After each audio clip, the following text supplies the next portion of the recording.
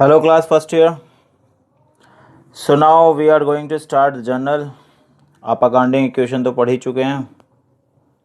I hope कि आपको वो सारे जो डाउट्स आपके कभी बने हो वो क्लियर हो गए हों. अगर कोई और अभी भी हैं किसी इक्वेशन को बैलेंस करने में प्रॉब्लम आ रही है तो यू कैन आस्क जेंटली.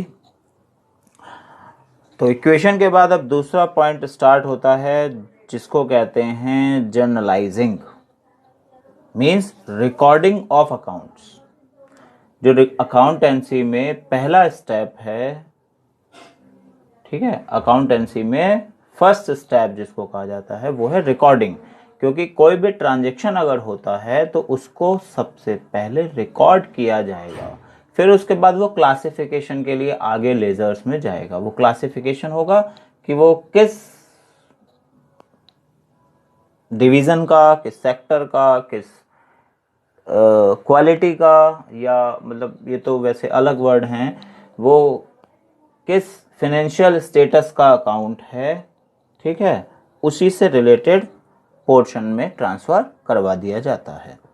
यहाँ ये है जर्नल. जर्नल का मतलब है रिकॉर्डिंग. आप सबसे पहली बार में इसको रिकॉर्ड कर रहे हैं, ठीक है. अगर इटिमोलॉजिकली हम इस वर्ड के मीनिंग को क्लियर करें, ठीक है, वर्ड की मीनिंग को क्लियर करें तो journalising is the beginning of accounting. और जर्नलाइजिंग वर्ड लिया गया है फ्रेंच लैंग्वेज से, जिसका मतलब होता है जर, JOUR. जर मीन्स डे, ठीक है. तो जर्नल मीन्स क्या हो गया? डेली. अब जितने भी ट्रांजेक्शन्स आपके बिजनेस में डेली होते रहते हैं आप उन सब को रिकॉर्ड करके रखते रहें, ठीक है, वरना तो भूल जाएंगे. अब रिकॉर्ड क्यों करें? क्योंकि भूल जाएंगे.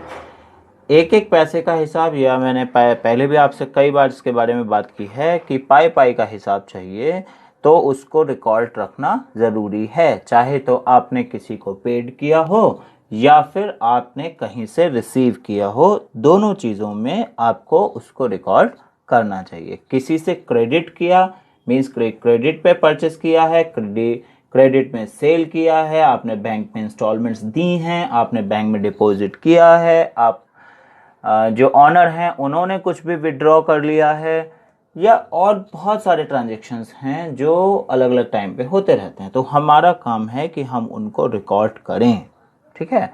तो इसलिए वो वर्ड जर्नल ले लिया गया फ्रेंच लैंग्वेज से. तो उसको, ठीक है, मीन्स क्या हुआ? डेली, जो भी कुछ डेली होता हो. तो journalising is the beginning of accounting process for the financial transactions. Beginning process है, फर्स्ट स्टेप है, ठीक है. So the transactions are recorded daily in the journal and as and when they take place. जब भी वो हो और या फिर डेली लिखे जाते हैं. हैंड टू हैंड लिखना चाहिए, मतलब एडवाइजेबल यही है, किसी भी एक अच्छे अकाउंटेंट का एक करेक्टर है कि वो हैंड टू हैंड उस ट्रांजेक्शन को नोट जरूर कर ले, ठीक है. चाहे वो उसकी डे बुक हो या फिर वो डायरेक्ट अगर जर्नल पे एंट्री कर रहा है तो वहां पर एंट्री पास आउट कर दे, ठीक है. क्योंकि अकाउंटेंसी में रिकॉर्डिंग सबसे पहले जरूरी है. हमारे यहाँ पर कटिंग नहीं होती है, ठीक है. कटिंग मीन्स आपने फ्रॉड कर दिया. कटिंग नहीं होगी. अगर कोई एंट्री बाय मिस्टेक गलत एंटर हो गई है, ठीक है, तो उसकी रेक्टिफिकेशन एंट्री पास करते हैं.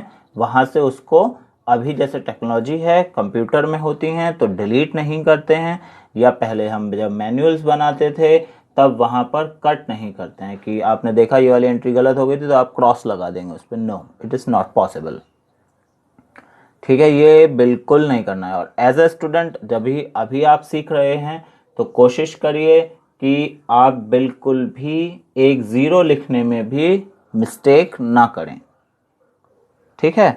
और सिंगल पेन का यूज करना है.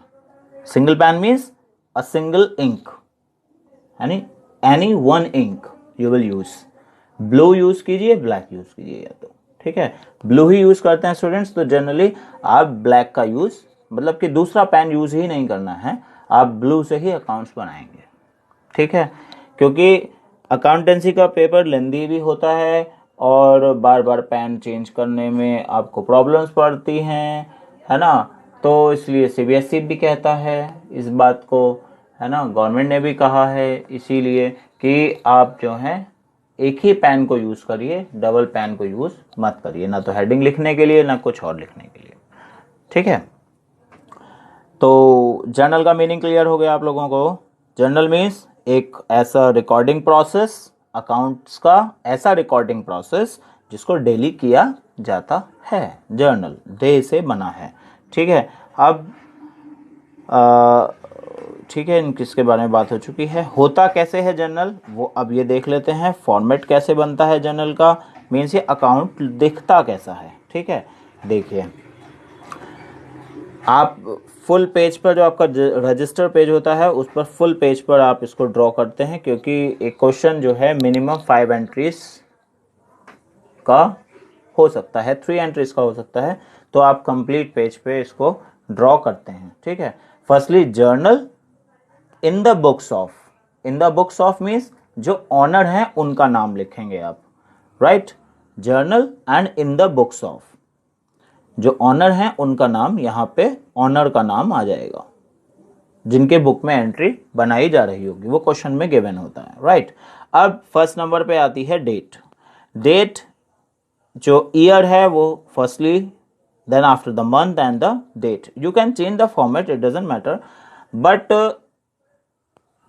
यहाँ पर प्रेस्क्राइब्ड है डेट का कॉलम आप लिखेंगे ऐसे ही। ठीक है, मीन्स आपको ईयर ज़रूर लिखना है, 2020 जैसे अभी है, और ये मई मंथ चल रहा है, और आप उसकी डेट जो भी कोई लिखते हैं, जैसे कि आप लिख दें 18, ठीक है, 18, 19 या जो भी कुछ डेट आप लिखना चाहते हैं, वो लिखना चाहते क्या है वो क्वेश्चन में दिया हुआ होता है। जब भी आप अकाउंटेंसी कर रहे होंगे तो, या रिकॉर्डिंग कर रहे होंगे, तो वहाँ पे गिवन होगा किस डेट वो ट्रांजेक्शन हुआ। अगर नहीं हुआ, डेट गिवन है क्वेश्चन में, तब भी आप डेट का कॉलम ज़रूर बनाएंगे और वहाँ पर ABCD या 1 2 3 से एंट्रीज को पास आउट करेंगे, राइट।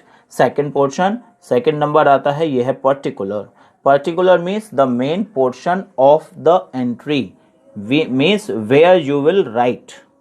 ठीक है, first 2 accounts will be here. ठीक है, 2 अकाउंट्स जिसके बारे में पहले भी बात की थी, ड्यूल एस्पेक्ट। ड्यूल एस्पेक्ट, इससे पहले अभी जब अमेरिकन सिस्टम की बात कर रहे थे, अमेरिकन वे है कि सिंगल वे था, ठीक है, वहाँ पे एक ही इफेक्ट हो रहा था। यहाँ इंग्लिश वे में लिया जाता है, मॉडर्न वे में लिया जाता है, तो ड्यूल एस्पेक्ट में ट्रांजेक्शन्स किए जाते हैं। मीन्स किसी भी ट्रांजेक्शन का हमेशा 2 पार्ट्स, 2 अकाउंट्स के ऊपर ज़रूर असर पड़ेगा। 2 अकाउंट्स विल बी इफेक्टेड। ठीक है, याद हो गई बात, क्या याद हुई है। ट्रांजेक्शन, कोई सा भी ट्रांजेक्शन होगा तो उसका इफेक्ट 2 अकाउंट पर, ठीक है, 2 accounts will be affected because of an transaction. एक ट्रांजेक्शन के 2 इफेक्ट होंगे ही। ठीक है, कोई ऐसा ट्रांजेक्शन नहीं होता जिसके 2 इफेक्ट ना हो। ठीक है, तो उसमें पहला नंबर जिसमें हमने लास्ट वीडियो में बात किया था डेबिट और क्रेडिट के बारे में, कि डेबिट कब और क्रेडिट कब किया जाता है।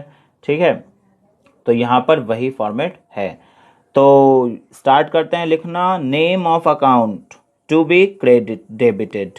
ठीक है, यहाँ पर नेम ऑफ अकाउंट आएगा, ये इतना एरिया में, ठीक है, ये इतना एरिया में नेम ऑफ अकाउंट आ जाएगा और उसको डेबिट किया जाएगा, तो DR यहाँ लिखेंगे आगे।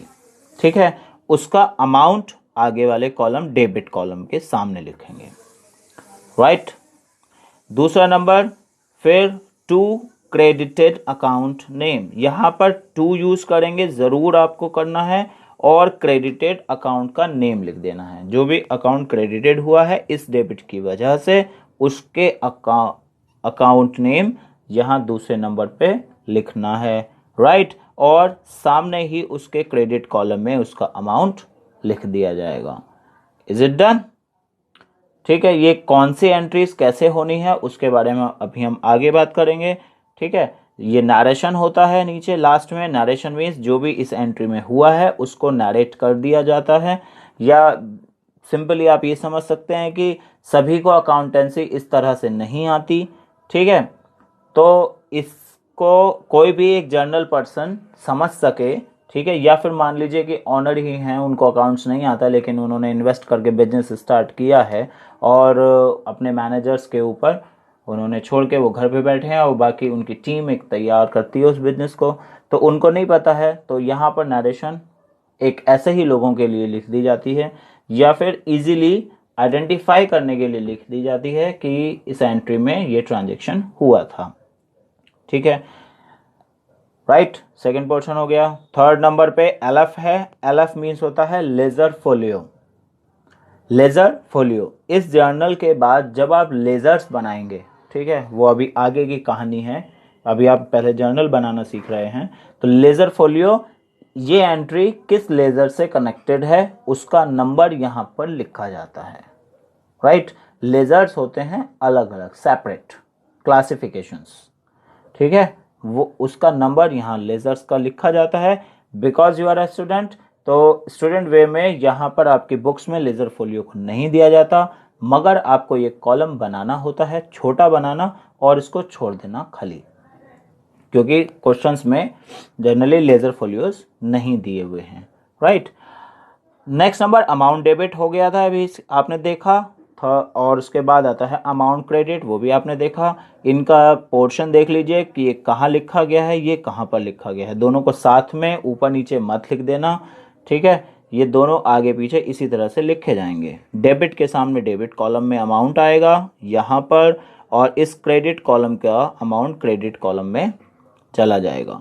राइट, मीन्स ये डेबिट कॉलम में अकाउंट यहाँ पे है और ये क्रेडिट कॉलम का अमाउंट आगे वाले कॉलम में है। ठीक है, यहाँ नरेशन लिखने के बाद ब्रैकेट क्लोज कर दीजिए और फिर लाइन ड्रॉ करते हैं। ठीक है, एक एंट्री पूरी हो जाती है आपकी। Is it done? ठीक है, अभी एंट्रीज कैसे होती हैं, कौन सी चीज़ डेबिट हो रही हैं, कब कौन क्रेडिट हो रहा है, इस सब को समझने के लिए हमको अकाउंट समझना ज़्यादा ज़रूरी है। ये तो मैंने जर्नल का फॉर्मेट आपको अभी समझा दिया, ये थोड़ा सा दिमाग में रखना है अभी, इसके बारे में हम आगे जब एंट्रीज पास आउट करेंगे तब ये क्लियर आपको हो जाने वाला है। Is it done? तो अब बात करते हैं अकाउंट्स की पहले तो। ठीक है, अकाउंट्स हैं कौन कौन से, हम जर्नल की बात कर रहे हैं इतनी देर से कि जर्नल में ये करते हैं, ये वाला अकाउंट ये हो जाता है, वो वाला अकाउंट ऐसा हो जाता है, तो होता कौन है। ठीक है, तो क्लासिफिकेशन में अकाउंट्स में दो अकाउंट सबसे पहले सामने आते हैं और इन्हीं के सब कुछ अंदर आ जाता है। ठीक है, इधर से देखिए अगर आप राइट हैंड से अपने, तो ये है पर्सनल अकाउंट, पहला नंबर। ठीक है, पर्सनल अकाउंट, और दूसरे नंबर पे आता है इम्पर्सनल अकाउंट। ठीक है, पर्सनल अकाउंट अकेला है, लेकिन इम्पर्सनल के दो अकाउंट और होते हैं। नंबर 1 पे आता है रियल अकाउंट एंड नंबर 2 होता है nominal account. Is it done for you? याद हो गया कौन कौन से अकाउंट्स हैं? Personal and impersonal. इम्पर्सनल की दो कैटेगरी होती हैं, रियल अकाउंट और नॉमिनल अकाउंट्स। ठीक है, इनके डेफिनेशंस के बारे में बात करते हैं कि कौन से अकाउंट पर्सनल्स कहे जाएंगे, कौन से इम्पर्सनल्स में रियल और नॉमिनल में डिवाइड होंगे। राइट, तो नंबर 1 पे आता है पर्सनल अकाउंट। पर्सनल जैसा उसका नाम है वैसे ही दिख रहा है, परटेनिंग टू एन इंडिविजुअल, एक अकेले किसी व्यक्ति से, किसी एक पर्सन से कनेक्टेड होगा। राइट, इंडिविजुअल, अब वो कोई पर्सन हो सकता है, कोई फर्म हो सकती है, कोई कंपनी हो सकती है। राइट, कंपनी भी हो सकती है और कोई इंस्टीट्यूशन भी हो सकता है, तो कोई भी सिंगल बॉडी वो पर्सनल अकाउंट हो सकती है। ठीक है, तो अब ये पर्सन जो सामने खड़ा हुआ है हमारे, हम बिजनेस हैं, ये याद रखना हमेशा जब भी हम बात कर रहे हैं इस बारे में, तो आप अपने आप को बिजनेस मानना। और जब भी हम अब आगे एंट्री करने वाले हैं, तो जब भी मैं बोलूँ कि हम ऐसा करेंगे का मतलब हुआ बिजनेस ऐसा करने वाला है। राइट, तो हमारे सामने जो ये पर्सन खड़ा है इंडिविजुअल, कोई फर्म, पूरी फर्म के बारे में बात हो रही है, पूरी कंपनी के बारे में बात हो रही है, कोई पूरे इंस्टीट्यूशन के बारे में बात हो रही है, तो सिंगल पर्सन है, पर्सनल है। ठीक है, तो वो हमारे लिए बिहेव क्या करेगा, ठीक, उसके बिहेव देखिए, सिर्फ वो दो तरीके से बिहेव कर सकता है। अ सिंगल बॉडी में भी अ रिसीवर और अ गिवर, या तो वो रिसीवर हो सकती हैं या तो रिसीवर हो सकते हैं या फिर गिवर हो सकते हैं। यस और नो? किसी भी पर्सन को सोच के देखो भैया, पैसे का मामला है, ठीक है, और कोई यहाँ पे कोई और रिलेशन नहीं हो रहा, ठीक है, कोई भाई भतीजावाद जिसको कहते हैं ना, मतलब नॉर्मल लैंग्वेज में, वो नहीं हो रहा है। यहाँ सिर्फ पैसे का मामला है, only the monetary relations, right, only the monetary term will be considered, yes. तो सिर्फ मॉनेटरी टर्म, पैसे से रिलेटेड। आपको पैसे से रिलेटेड कोई भी पर्सन हमारे सामने खड़ा है तो या तो वो हमारे लिए रिसीवर है, ठीक है, या फिर वो हमारे लिए गिवर है। यस और नो। आप अकाउंट्स किसके लिए बना रहे हो, अगर किसी को अभी भी डाउट हुआ हो तो इस सवाल का जवाब दो। आप अकाउंट्स किसके लिए बना रहे हो? कंपनी के लिए, ठीक है। आप बिजनेस हैं, आप अकाउंटेंट हैं जो ये काम कर रहे हो इस समय, ठीक है। आप क्वेश्चन सॉल्व करोगे उस समय भी आप अपने आप को एक अकाउंटेंट मानिए कि मैं खुद ये बिजनेस हूँ, मैं ये खुद अकाउंटेंट हूँ, मैं ये काम कर रहा हूँ, मैं बिजनेस अपने लिए अकाउंट्स बना रहा हूँ। Is it done? तो सामने कोई भी पर्सन है जिससे हमने कोई ट्रांजेक्शन किया था तो वो या तो मेरे लिए रिसीवर होगा या मेरे लिए गिवर होगा, और कुछ नहीं हो सकता, ठीक है। या ये लिविंग बॉडी की बात हो रही है, ठीक है, क्योंकि लिविंग में हम इंडिविजुअल कोई पर्सन है, व्यक्ति विशेष, ठीक है। कोई फर्म ये एक लीगल बॉडी है, ठीक है। आर्टिफिशियल पर्सन है कंपनी की वो से लॉ की तरफ से, कंपनी भी वही होती है, इंस्टीट्यूट भी वही होता है, ठीक है। तो ये बात याद हो गई है। कोई भी पर्सन सिंगल बॉडी मेरे लिए या तो रिसीवर हो सकता है या फिर गिवर हो सकता है, ठीक है। तो रूल ये कहता है कि डेबिट द रिसीवर, जो भी तुम्हारे लिए रिसीवर है उसे डेबिट कर दो, ठीक है। क्रेडिट द गिवर, जो भी तुम्हारे लिए गिवर है उसे क्रेडिट कर दो। रिसीवर क्या काम करेगा, ये क्वेश्चन उठना चाहिए आपके दिमाग में। उसको डेबिट कर रहे हैं आप, रिसीवर क्या करेगा? रिसीवर हमसे कुछ रिसीव कर रहा है, जो मुझसे पैसे ले रहा है वो मेरे लिए रिसीवर है, मेरे पैसे का रिसीवर, मेरे पैसे का गिवर। अब आगे समझ में नहीं आया? बताओ। मेरे पैसे का, बिल्कुल जो है ना सेल्फ सेंटर्ड हो जाओ, अगर ये समझने हैं तो रूल्स, ठीक, बिल्कुल सेल्फ सेंटर्ड हो जाओ कि आपको किसी और से मतलब नहीं है, आप हैं बिजनेस और आप देख रहे हैं सामने वाले को, ठीक है। यहाँ कोई रिलेशन काम नहीं कर रहा। मेरे पैसे का रिसीवर मुझसे ले रहा है वो पैसे, वो डेबिट होगा, मुझसे ले लिए उसने, मेरे लिए रिसीवर है वो, डेबिट होगा। क्रेडिट द गिवर, मेरे पैसे को लेने वाला, वो सॉरी देने वाला, जो मुझे पैसे देगा, ठीक है, गिवर है, मेरे लिए वो पैसे का गिवर है। सिर्फ पैसे को ध्यान में रखो, मनी माइंड हो जाओ। मतलब ये बहुत बुरी बात कही जाती है वैसे, money minded means you don't be as money minded, मगर अभी जब क्वेश्चन समझने का है, इन प्रोसेसेस को समझने का है, तो मनी माइंडेड हो जाओ। मेरे पैसे का रिसीवर और मेरे पैसे का गिवर। मेरे पैसे का रिसीवर मतलब मेरा पैसा लेने वाला, मुझसे कुछ लेगा कोई तो वो डेबिट होगा, ठीक है। मेरे पैसे को देने वाला गिवर, वो पर्सन गिवर है मेरे लिए, क्योंकि वो मुझे कुछ देगा, मुझे उससे कुछ लेना है, मुझे उससे कुछ रिसीव करना है सामने वाले से, ठीक है। तो वो कौन होगा? गिवर होगा। मतलब डेबिट द रिसीवर, ये मेरे कैश को माइनस कर देगा। क्रेडिट द गिवर, ये मेरे कैश को प्लस कर देगा। जो मुझे पैसे देगा भैया वो क्रेडिट होगा, जो मुझसे पैसे लेगा वो डेबिट हो जाएगा। ऐसे याद कर लो, चाहे तो याद ज़रूर कर लेना है, क्योंकि अगर यहाँ पर चूक गए, ये बात समझ में नहीं आई या ये जनरल नहीं बनाना आता है ढंग से, तो आगे तक प्रॉब्लम रहेगी। पूरा साल शायद ऐसे खिंच जाए और फर्स्ट ईयर, ठीक है, और फिर 12th में प्रॉब्लम आती है।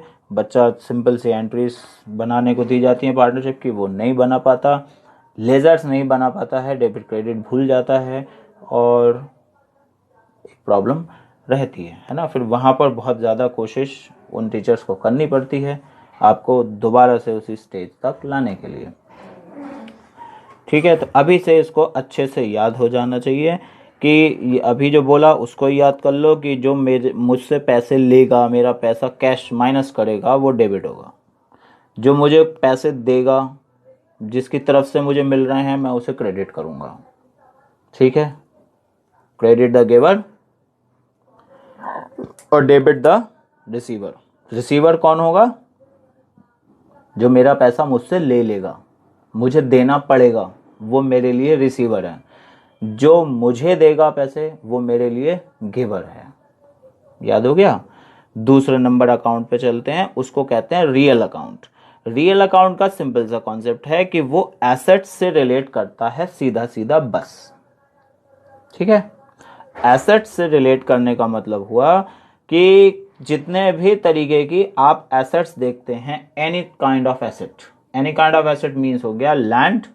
ठीक है, अब एसेट्स भी दो तरीके की हैं हमारे यहाँ, टेंजिबल और इनटेंजिबल्स। ठीक है, tangible means can be seen, can be touched. Intangible can't seen, can't touched, दिखाई नहीं देती, छुई नहीं जा सकती। ठीक है, तो एसेट्स कोई से भी हों, ठीक है, land, building, your goodwill, your bank account, your cash, machinery, tools, equipments, debtors, bill receivables, और बहुत लंबी लिस्ट है। ठीक है, सभी एसेट्स होती हैं वो। अब एसेट्स कोई प्रॉपर्टी, मतलब कि जनरल लैंग्वेज में जो प्रॉपर्टी कहते हैं, बिजनेस में या अकाउंट्स में इसको एसेट कहते हैं। तो एसेट क्या करेक्टर प्ले करेगी? ठीक है, उसका ही जवाब है ये। एसेट्स जो है या तो आ सकती है, व्हाट कम्स इन, या फिर जा सकती है, व्हाट गोज आउट। यस और नो? बिजनेस में आने वाली एसेट जो मुझे रिसीव होगी, चाहे मैं खरीदूं, मुझे मिल जाए कहीं से, या मेरी थी मुझे दोबारा मिल गई है, रिकवरी हुई है। ठीक है, किसी भी कंडीशन में आपके बिजनेस में उसकी एंट्री होनी चाहिए। एंट्री का मतलब आना चाहिए, प्रवेश, आगमन, राइट। वो उसको, उसका एग्जिस्टेंस अब हो जाना चाहिए। ठीक है, तो व्हाट कम्स इन डेबिट, किसी भी तरह की कोई भी एसेट आपके बिजनेस में आ गई, आपको रिसीव हुई, आपने परचेस की, आपने रिकवरी की, किसी भी तरह से की हो, एसेट का आना, इन होना, आपके अकाउंट में प्लस होना, इंक्रीज होना, सब डेबिट होंगे। एसेट आ जानी चाहिए भैया, तुम्हारे जेब में आ जानी चाहिए। पैसे मिल गए कहीं से तो डेबिट है। पैसे मिलने का पैसा हुआ मतलब एसेट है। यस और नो? पैसे मिले, एसेट है, आपकी जेब में आ गए, आप क्या करोगे? डेबिट करोगे, कैश डेबिट हो गया। बैंक में किसी ने इंटरेस्ट, बैंक ने खुद डाल दिया, इंटरेस्ट डाल दिया, डेबिट होगा। ठीक है, कोई मशीनरी खरीद ली, डेबिट होगी। बिल्डिंग खरीद ली, डेबिट होगी। ठीक है, सारी एसेट जो भी मेरे पास आ रही हैं वो सब डेबिट होंगी, राइट। दूसरी कंडीशन, अब एक और करेक्टर प्ले कर सकती है एसेट, वो है चले जाने का, गोज आउट। एसेट कुछ और नहीं कर सकती, या तो आ सकती है या जा सकती है। ठीक है, तो जाने का मतलब डिडक्शन, माइनस, चली गई, कम हो गई मेरे यहाँ से, या तो मैंने सेल कर दी, या वो डिस्ट्रॉय हो गई, या थेफ्ट, चोरी हो गई, या फिर वो कंप्लीट हो गई। ठीक है, मतलब जो है उसको इंसॉल्वेंट करना पड़ा, हटाना पड़ा, बिल्कुल कंगा ख़त्म हो गई थी वो, या किसी भी तरीके से वो मेरे बिजनेस से हट जानी चाहिए एसेट। ठीक है, पैसे चले, आपने पेमेंट करा है तब भी उसको जाना ही कहा गया है, चली गई है वो एसेट। आपने पेमेंट कर दिया, कैश क्रेडिट, चला गया पैसा। बैंक से डिडक्शन हो गया, पॉलिसी का डिडक्शन, मतलब कि घट गए पैसे, बैंक ने अपने आप ही ट्रांसफ़र करवा दिया दूसरे अकाउंट में। ठीक है, या आपने चेक दे दिया किसी को, पैसे चले गए, मतलब कि मशीनरी ख़राब हो गई, डिडक्ट हो गई, डेप्रिसिएशन लग गया, चोरी हो गई, बिक गई। ठीक है, बिकने की एंट्री भी सेल्स अकाउंट क्रेडिट हो गया, कैश आ गया उसके एवज में। ये अभी एंट्री समझा बताते हैं आगे। ठीक है, कि दोनों अकाउंट क्लियर हो गए, पर्सनल अकाउंट कोई भी पर इंडिविजुअल होगा, रिसीवर हो सकता है या गिवर हो सकता है। Real account what comes in, जो भी आएगा तो डेबिट होगा एसेट का, और credit means what goes out, जो भी चला जाएगा वो क्रेडिट हो जाएगा, राइट। तो आगे बढ़ते हैं। लास्ट अकाउंट है ये नॉमिनल अकाउंट। नॉमिनल अकाउंट बहुत आसान सी बात है, ये डिपेंड करता है लॉसेस और एक्सपेंसेस पर या फिर इनकम मीन्स इनकम, एक्सपेंस और इनकम पे डिपेंड करता है। बस इतनी सी बात याद कर लो, खर्चे और तुम्हारी कमाई, क्या खर्च किया और क्या कमाया, खर्च किया कमाया, ठीक है। खर्च करने का मतलब क्या होता है, आपने लेबर दिया, सैलरी दी, वेजेस दिए, जो है क्या कहते हैं मुझे, रिपेयर कराया, कुछ भी किसी भी तरीके के एक्सपेंस हो जाने चाहिए, ठीक है, वो कौन होते हैं, नॉमिनल अकाउंट होते हैं। एक्सपेंस और इनकम वाले नॉमिनल अकाउंट होते हैं। तो all expenses will be debited and all incomes will be credited. याद हो गई बात, जितने भी एक्सपेंस करोगे वो सब डेबिट होंगे, क्योंकि इनके एवज में आपकी एसेट कम होने वाली है। सैलरी दोगे तो क्या किस में दोगे, पैसे ही तो दोगे उन्हें, कैश में या बैंक से दोगे, एंट्री करोगे, मतलब कि पैसे कैसे दोगे, या तो चेक काट के देते होंगे, ठीक है। आप अपने पेरेंट्स से पूछोगे आपकी सैलरी कैसे मिलती है, जनरली जो है बैंक अकाउंट्स में ट्रांसफ़र हो जाती हैं, गवर्नमेंट जॉब्स में तो, है ना। प्राइवेट जॉब्स में भी जनरली अब ऐसा ही करने लगे हैं। अब जैसे लॉकडाउन चल रहा है तो अभी कैश कैसे मार्केट में ट्रांसफ़र कहाँ हो रहा है, जितने भी जो पेमेंट्स मोस्टली हो रहे हैं डोमेस्टिक जो एक्सपेंसेस हैं उनको छोड़कर, है ना। मतलब वो नहीं कि सब्जी और दूध के लिए भी कुछ लोग पेटीएम यूज़ कर लेते होंगे, है ना, वो अलग बात है, लेकिन नॉर्मली तो छोटे मोटे खर्चों के लिए तो कैश चल रहा है, बाकी सबके लिए ऑनलाइन पेमेंट हो रहा है। बैंक इन्वॉल्व है ना, मतलब कि आप पेमेंट कर रहे हो, तो एक्सपेंस कोई भी करोगे तो उसके उसके साथ साथ लगा हुआ आपका कैश और बैंक चलता रहेगा, वही घटेगा एक्सपेंस करने पर। इनकम होंगी तो वही इंक्रीज भी होगा। तो अब आप दोनों बातों को सोच के देखो कि रियल अकाउंट और नॉमिनल अकाउंट, एक्सपेंस करोगे तो एक्सपेंस डेबिट होगा, पैसा जाएगा, इसका मतलब क्या हुआ, इससे मैच कर दो इसे, नहीं कर सकते बताओ ऐसे। एक्सपेंस होगा अगर डेबिट करोगे खर्चे को, सैलरी दी मान लो आपने, सैलरी डेबिट हो गई, ठीक है, तो व्हाट गोज आउट क्रेडिट, मेरे जेब से क्या गया, कैश चला गया, ये एंट्री इससे मिल गई। अगर ये डेबिट होगा तो ये क्रेडिट होगा इसकी जगह पे एसेट, ठीक है।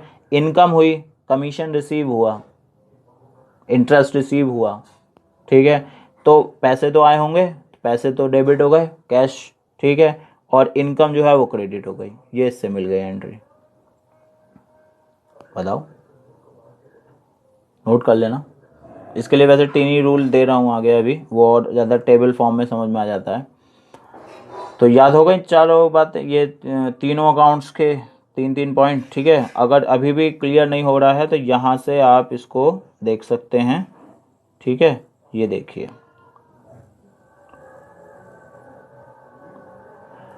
क्या है, पर्सनल अकाउंट डेबिट कौन होगा, भैया रिसीवर होगा, ठीक है। डेबिट कौन होगा, रिसीवर होगा। क्रेडिट कौन होगा, मेरे लिए गिवर जो है वो, मेरे पैसे का रिसीवर डेबिट करूंगा, मेरे पैसे के गिवर को क्या करूंगा, क्रेडिट करूंगा, ठीक है। ये पैसा मुझसे लेके जाएगा, ये पैसा मुझे दे के जाने वाला है, राइट।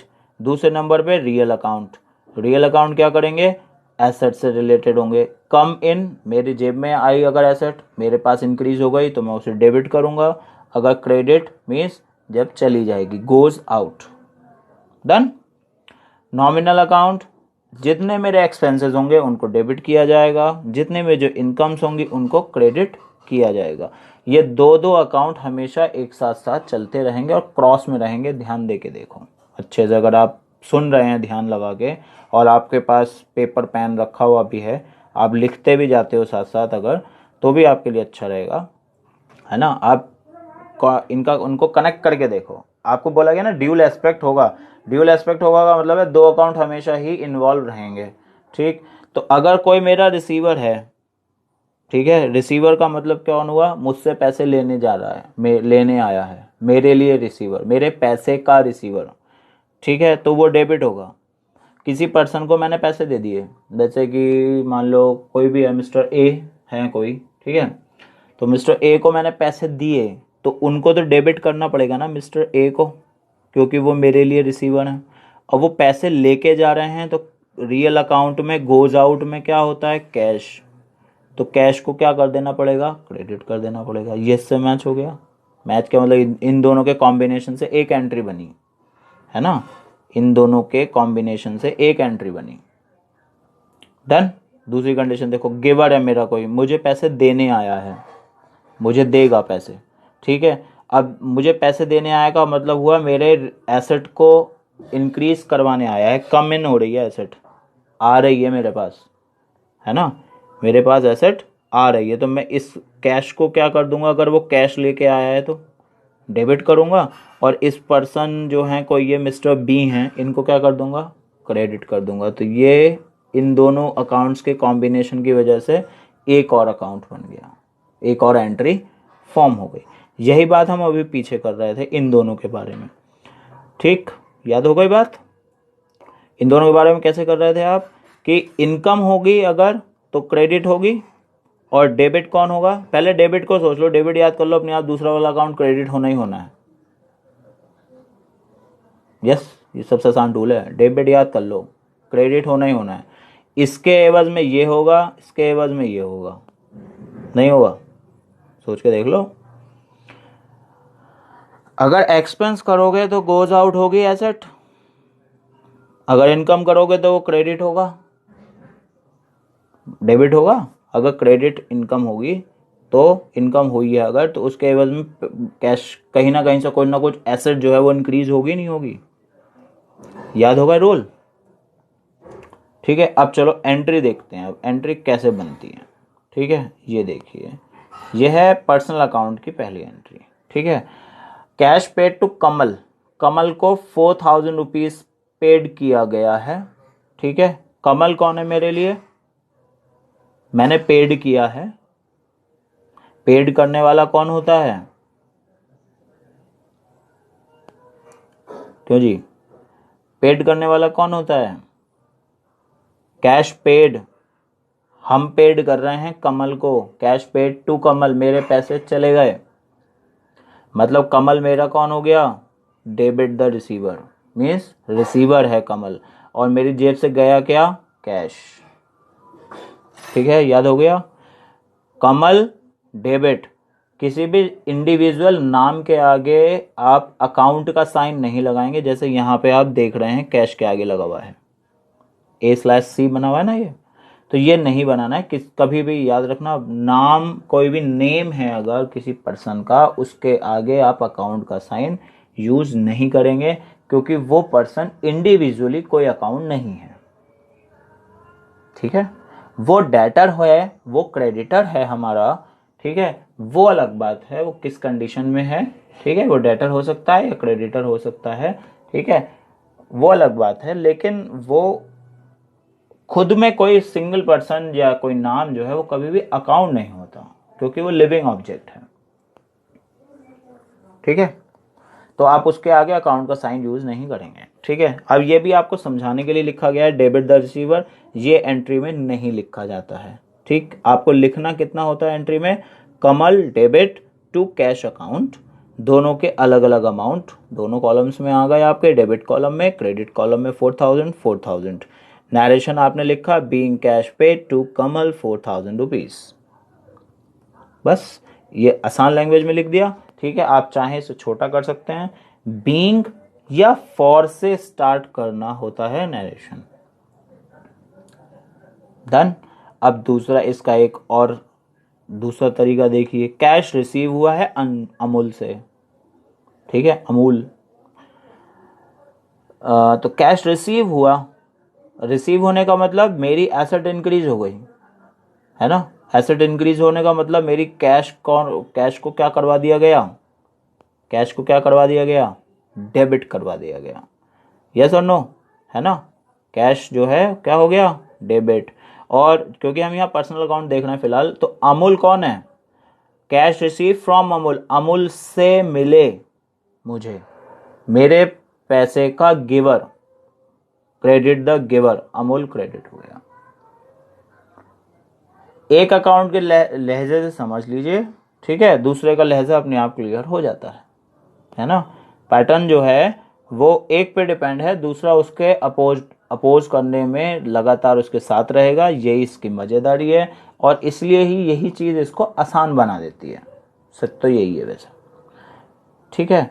दोनों याद हो गई एंट्री आपको।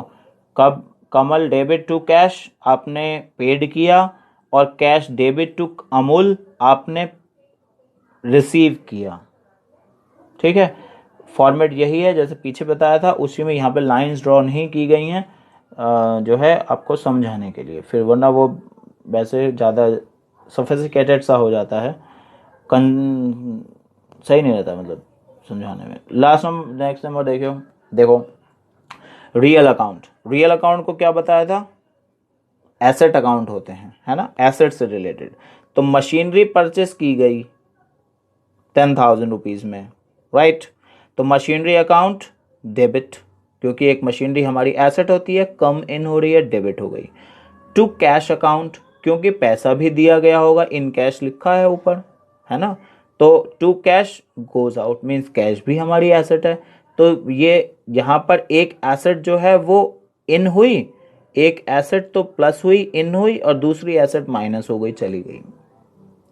तो रियल अकाउंट में इस तरह से एसेट्स के साथ आप ट्रीट करेंगे, ठीक है। तो machinery account debit to cash account 10,000 10,000, being machinery purchase for cash 10,000 rupees, ठीक है, done. Next number nominal. Nominal क्या होते हैं? जब आप एक्सपेंसेस और इनकम्स को ट्रीट करते हो। क्या करते हो? एक्सपेंस और इनकम्स को ट्रीट करते हो। तो सैलरी को देखो, सैलरी एक एक्सपेंस है, इन कैश या बाय चेक दी गई होगी, ठीक है, जिसके बारे में अभी हम बात कर रहे थे। तो एक्सपेंस कौन होते हैं? All the expenses will be debited, ठीक है जवाब। तो सैलरी अकाउंट डेबिट, और उसके एवज में पैसा कैसे दिया आपने? या तो कैश से दिया होगा या फिर बैंक से दिया होगा। तो कैश और बैंक, एसेट मेरी डिक्रीज हो रही है भैया, एक तरफ एक्सपेंस हो रहा है, एक तरफ एसेट डिक्रीज हो रही है। तो सैलरी देना आपकी लायबिलिटी होती है, आपको देनी है, आपको ड्यूटी है उसकी, है ना आपकी। तो उसके एवज में आपका कम क्या हुआ? ये कैश या बैंक डिक्रीज हो गए, एक एसेट कम हो गई, इतनी कम हो गई। तो एंट्री क्या बन गई? Salary account debit to cash account. अगर चेक से दिया होगा तो टू बैंक अकाउंट, एक ही आएगा, कोई दोनों एक साथ नहीं आते हैं, है ना। आधा आधा पेमेंट होता तो अलग बात है कि 50-50% दिया, तो यहाँ पे तो डेबिट में 3,000 रुपीज़ ही लिखते, और यहाँ पे 1,500 लिख देते कैश में और 1,500 लिख देते बैंक अकाउंट में, इसके नीचे आ जाता है ये टू कैश। आएंगी ऐसी एंट्री, ठीक है, सब तरीके के एंट्रीज हैं, कोई बात नहीं, परेशान नहीं हो। तो आगे एक्सपेंस समझ में। एक्सपेंस करने का मतलब जब आप उसको डेबिट करेंगे और उसके एवज में कोई दूसरा अकाउंट क्रेडिट होगा, एसेट आपकी, राइट। नेक्स्ट नंबर आता है कि आपने इनकम की है, ठीक है, इनकम रिसीव्ड। अब इनकम रिसीव हुई है तो या तो वो इन कैश में रिसीव हुई होगी, और डायरेक्टली इन बैंक अकाउंट, या तो डायरेक्टली बैंक अकाउंट में ट्रांसफर हो गई होगी। उसी हिसाब से आपको ट्रीट करना है, ये पढ़ लेना एंट्री में ठीक से। अगर कुछ नहीं लिखा है तो हम कैश मानते हैं सबको, ठीक है। अगर नहीं दिया है एंट्री में, कुछ भी वर्ड नहीं है, तो हम उसको कैश ही मानते हैं कि सब ये काम जो है कैश में ही हुआ होगा, ट्रांजेक्शन, ठीक है। तो इंटरेस्ट रिसीव हुआ 5,000 रुपीज़ का आपको, ठीक है, हो गया, कोई बात नहीं, ले लेंगे। अब तो हुआ कैसे? कैश में या बैंक में? तो कैश या बैंक, और बैंक अकाउंट डेबिट हो गया, मेरी एसेट इंक्रीज हो गई। दूसरी चीज, इंटरेस्ट रिसीव हुआ है तो मेरी इनकम है, ये इनकम अकाउंट बनेगा, टू इंटरेस्ट रिसीव्ड अकाउंट, ठीक है। डेबिट कोई 500 बीइंग इंटरेस्ट रिसीव्ड 500 रुपीज, धन एंट्री पूरी हो गई। आप लाइन ड्रॉ कर देंगे, अगली एंट्री को शुरू कर देंगे, ठीक है। ये थी एंट्रीज जिसके जो है ट्रांजेक्शन्स नॉमिनल अकाउंट की, रियल अकाउंट की और पर्सनल अकाउंट की। ठीक है, अब फिर क्वेश्चंस के बारे में बात करेंगे नेक्स्ट एंट्री में। एनसीईआरटी से सॉल्यूशन स्टार्ट करते हैं। ठीक है, अगर आपको इसमें कोई डाउट है अगर किसी एंट्री में, या कोई एंट्री आपके अभी आ रही है मन में, तो आप डायरेक्टली कमेंट कर सकते हैं, या फिर कमेंट में बाद में एंट्रीज आप इसको समझने के बाद कहीं पर भी कोई प्रॉब्लम है तो आप उसको कमेंट कर सकते हैं। Okay, so this is from my side, thank you very much.